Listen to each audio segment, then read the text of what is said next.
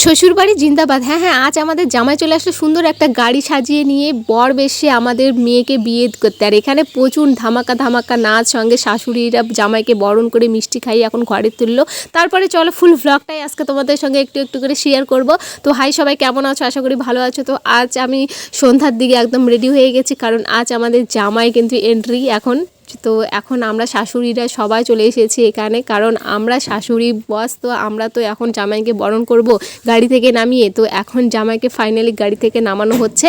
আর এই দিকে দেখো জামাইয়ের দাদু হবে, মানে আমার পিসেমশাই গাড়ি থেকে নামিয়েছে। আর প্রচুর ধামাকা নাচ চলছে, কারণ বাঙালিদের বিয়েতে ধামাকা মজা হবে না তাই কখনো হয়? তো আমরা সব শাশুড়িরা রেডি হয়ে গেছি, জামাইকে সব কিছু নিয়ম নীতি রিচুয়াল সব মেনেই কিন্তু ঘরে তোলা হবে। তো ফাইনালি এইদিকে দেখো সবার আগে জামাইয়ের যে শালা, মানে আমার ভাগ্নে ঠাকুর, তো সে পা বেঁধে দেবে বলে জামাইয়ের পা ধুয়ে দিল প্রথমে। আর পা বেঁধে দেওয়ার পরে কি না ঘটনা ঘটলো, মানে এত কিছু। সবাই দেখো কত লোকজন, গ্রামের সকলে কিন্তু দেখতে এসেছে আমরা শাশুড়ি মা বরণ করব ফার্স্ট জামাইকে।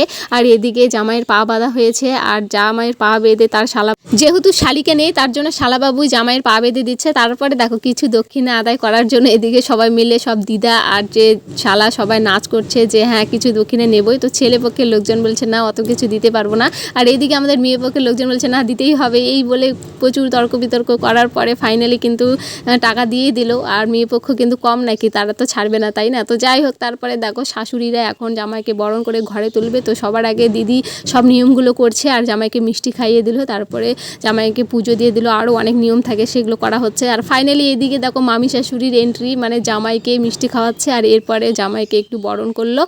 তারপর আমার এন্ট্রি, কারণ আমরা সব শাশুড়িরা কিন্তু ইয়ং শাশুড়ি দেখতে পাচ্ছ।